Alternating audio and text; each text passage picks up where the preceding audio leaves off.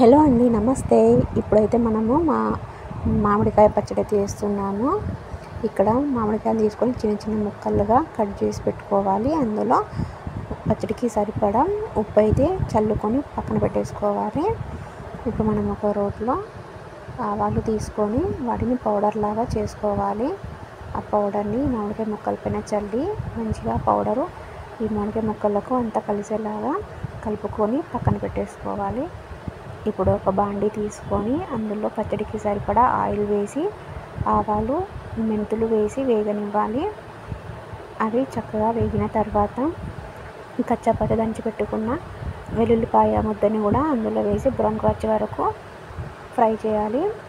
తర్వాత ఈ ఆయిల్ని మొత్తం చల్లారనివ్వాలి. ఇప్పుడు ఈ ఆయిల్ చల్లారిన తర్వాత ఇందులో కారం అయితే పచ్చడికి సరిపడా ఈ ఆయిల్ వేసుకొని కలుపుకోవాలి.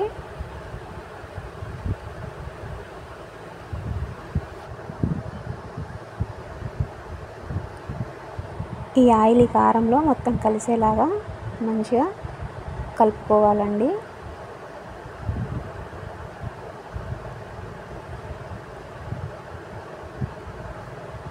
తర్వాత ఈ మామిడికాయ ముక్కల్ని ఇప్పుడు ఈ కారంలో వేసి ఈ కారం కూడా ఈ మామిడికాయ ముక్కలకు పట్టేలాగా చక్కగా కలుపుకోవాలి.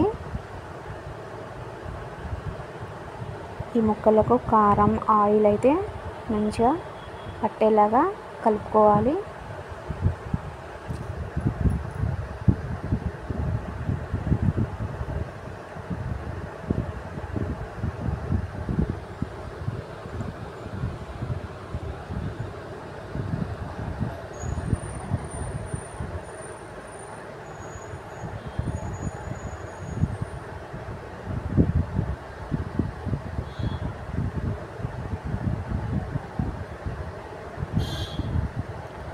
ఇలా ముక్కలకి కారం అంతా పట్టేలాగా కలుపుతూ ఉండాలండి.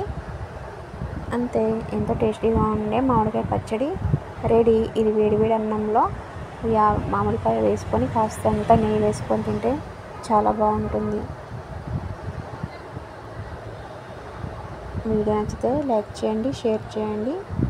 మరిన్ని ఇంట్రెస్టింగ్ వీడియోస్ కోసం ఛానల్ని సబ్స్క్రైబ్ చేసుకోండి. Thank you.